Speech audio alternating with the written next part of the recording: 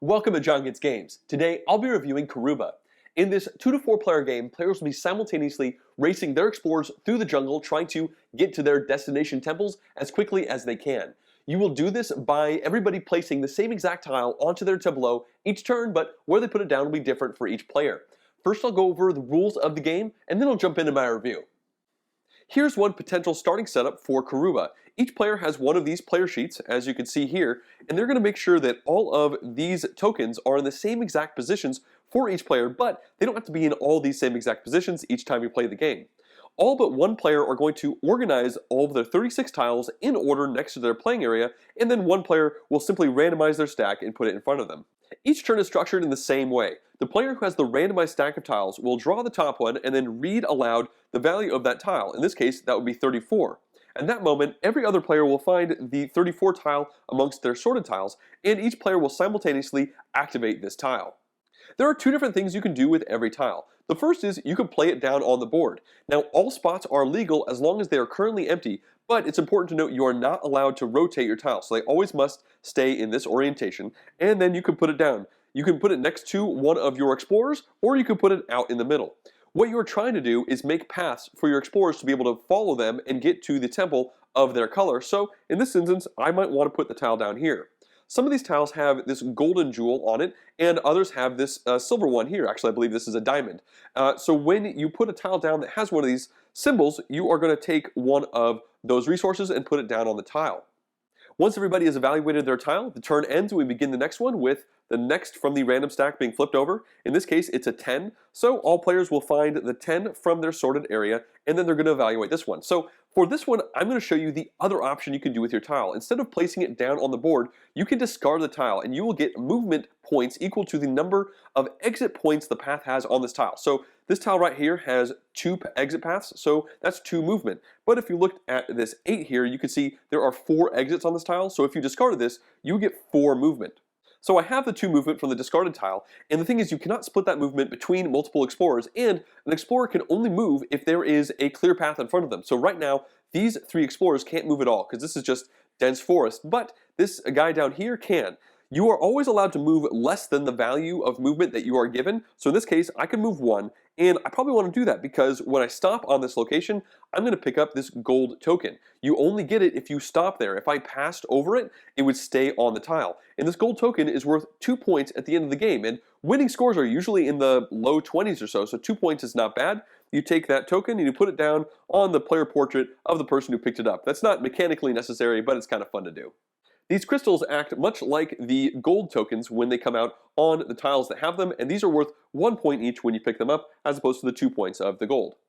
At this point, let's fast forward a few turns. At this point, we have this tile right here with 3 exits, so we could use it to get 3 movement. And if you look at our board, it's developed quite nicely. In fact, there is a solid path all the way from where the yellow explorer is to the yellow temple. The issue is that the blue explorer is in the way, and explorers are never allowed to jump over each other, so you need to make sure you move them in such a way that they don't jam each other up. So because of that, I think what I would do is discard this tile and only move twice, even though I have 3 movement on there, which isn't great. But I can go 1, 2, and pick up a gold, which is always a good thing. But now, most importantly, the gold player can run as far as they need to with nobody obstructing their way. Alright, so now we have tile 30, which has 3 outlets, and if we look at where blue is, they need 1, 2, 3 movement to leave the board and make it to this temple. So we can go ahead and discard this one to go 1, 2, 3, and the moment you leave, the moment you find a temple, you're going to get a victory point chip that is the highest value one. So if we were the first person to get to a blue temple, we would grab this 5-pointer and put it next to our player board, and that'll be 5 points for us at the end of the game. If this was a real game played against other people, it's very likely that at least a couple of these would have been grabbed by other players by now. And you keep on playing until the last tiles are all placed. Once that's done, everybody counts up all the victory points they have. It'll be on these icons for reaching the temples at the end, and also just adding up the points that they were able to grab along the way. This would be 5 right here. That'd be 10 points total. It's very likely that I would have been able to get a little more points if I'd completed the game. And whoever has the most points wins. So now let's move into the review for Karuba, and we'll begin with a few positive points.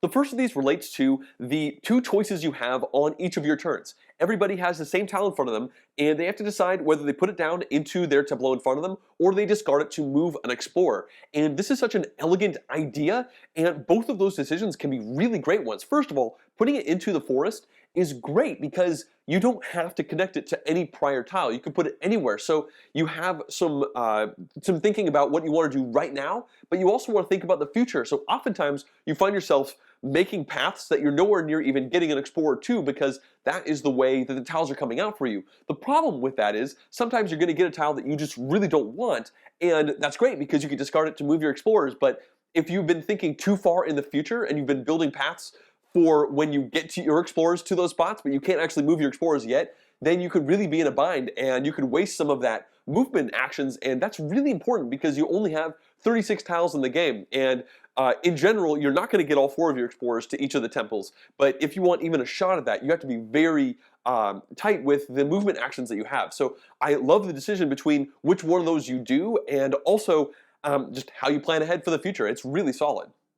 Positive number 2 relates to the gold and crystal that you can grab as you are running through the forest. And on the first thought, it looks like just another way to grab points while you're trying to race your explorers over to the temples. And that is true, but one thing that I've noticed that I really like is they almost offer an alternate endgame path for at least one of your explorers, because as I mentioned before, you're probably not going to get all 4 of them to the temples, so you need to decide at a certain point in the game which of your explorers is just not going to make it, and then it's usually a good idea to just throw all the crystals and the gold on a path for that person and just have them try to grab as many of them as they can. If you get 2 gold and 1 crystal, for instance, which is not unheard of, that's 5 points, and that is the amount of points you get for being the first person to get to a temple. So, and that's guaranteed, like you don't have to worry about someone getting there early. So it really does seem like a smart idea to try to maximize using those crystal and gold tiles in such a way to grab them and pretty much sacrifice one of your explorers to just wander around picking that stuff up in the jungle and not worry about getting to the temple. And I really like that it's just not only a race game. You have this alternate path, and it's also a fun one. Positive number 3 is that it's really interesting to see how all players tackle this identical puzzle at the same time. Everything you do is simultaneous, which is nice because it keeps the game going at a really nice clip, but it's also just really cool to see how people react differently to the same exact stimulus. All of your explorers start in the same spots, they're all trying to get to the exact same destinations, and everybody has the same tiles every turn, but halfway through the game you're going to look around and realize everybody's doing something different. Those first couple turns you might see some similarities between a couple players, but divergence was definitely going to happen, and it's really cool to see, and that's really where the game is, because at the end of the day, if everybody played identically, everyone would have the exact same score. So you really feel like the person who wins is the person who played best, because even though there is some variance and randomness of drawing the tiles, you all are suffering from the same degree of it. So you can take risks and, you know, kind of have your plan rely on getting a specific tile at a certain point, and maybe somebody who takes that risk and it pays off, well, they got a little lucky and they get an edge because of that. But maybe somebody else who plays a little bit more safely is going to win because they don't rely on the luck of the draw from that stack. So it's just really cool to see at the end of the game how everybody got through the forest in very different ways, even though they had the exact same stimulus. It's a really good mechanism. Alright, now let's move into a couple neutral points, and the first of these relates to the mostly multiplayer solitaire nature of the game. The only way you interact with any of the players around the table is with that race to get to the temples. If you get there first, you're going to get a little more points than your opponents, but no matter what, you're always going to get points for getting to the temple. It just might be a little less than if you'd gotten there a little bit earlier. So you do want to pay a little bit of attention to what your opponents are doing around the table if they're really gunning ahead, especially if a couple of the tokens at the temple have already been taken. Like if you are going to be the 4th person to take a token, it might make more sense to just grab a gold and a crystal somewhere as opposed to running your explorer all the way over to that temple and getting 2 points. But for the most part, while you're playing this game, it feels like multiplayer solitaire. You are solving this puzzle in front of you with the tiles, and at the end of the game, you kind of look up and see how you did compared to everybody else who is also trying to solve that puzzle. And this is not a bad thing at all. It's just a bit of a warning that if you dislike multiplayer solitaire, this might not be the one for you. And neutral number 2 relates to the setup for the game feeling like a bit of a chore. One person gets lucky, they just randomize their tiles in a stack and they're the person who draws from it, but everybody else has to sort all their tiles in front of them from 1 to 36, and I found that I could do it in a couple minutes, but some people take well over 5 minutes to get this done. It's a bit arduous for them and a bit annoying, to be honest. Fortunately, the game is great once you are going. You're essentially front-loading all the work of finding the tiles quickly to the setup of the game so that when you're playing it goes quickly, and that is nice, but unfortunately it's just a good thing to know that when you first start setting up this game, you are going to be sorting a bunch of tiles for at least a few minutes.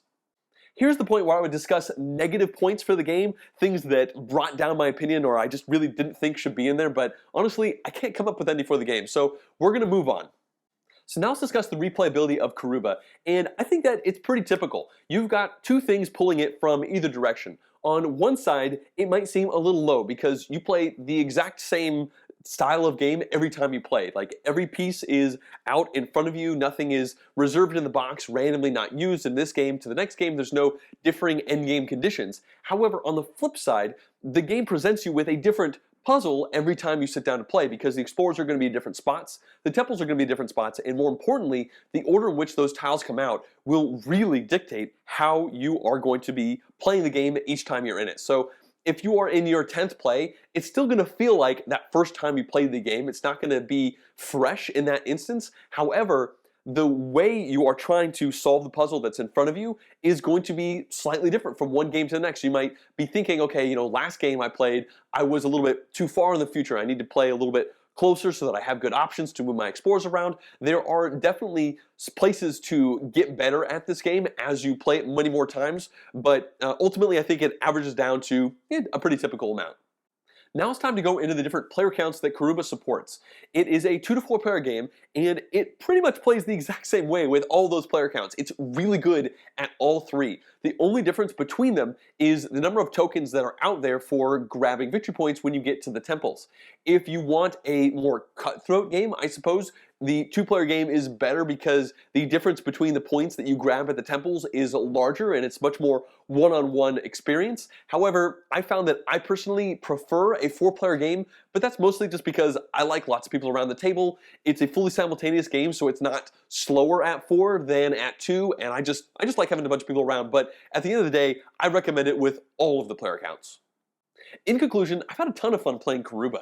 It's a fascinating experience to be solving the same puzzle as everybody else around the table and really feeling like the decisions you make matter, because at the end of the game, you could say that everybody had the same options available to them and the person who won played that specific round of the game best. Maybe they took a couple more risks, or maybe they didn't and it panned out because they didn't take those risks, but it's just an enjoyable puzzly experience trying to figure out how to make all these paths work out, trying to work for the future, put the tiles down, and honestly, you will likely find, especially in your first couple games, that you'll be halfway through the game and you realize you put a tile down in such a way that you've completely blocked one of your explorers off from getting to one of the temples. But like I mentioned earlier, that's fine. Just send that explorer around trying to gather crystals and gold, and you'll still do a really good job with that person. This game is so easy and quick to teach. You can teach the game faster than you can set the game up, and that's not something that you can say for most games. It is a brilliant design. It's super elegant, and it also captures a lot of eyeballs. Like when it's being played at a table and people walk around, they want to know more about what's going on with this game, and you know, it plays in like 20 minutes, so you could easily reset and play another game of it and teach the whole thing in just another couple minutes if you have new people. So it is a great experience. I heartily recommend this game to anybody who thinks it looks even remotely interesting. It's just a solid fun time. If you'd like to see more in-depth board game reviews like this one, as well as full game playthroughs and vlogs, please subscribe to my channel. Also, you can directly support the channel at patreon.com/JonGetsGames. Thanks for watching.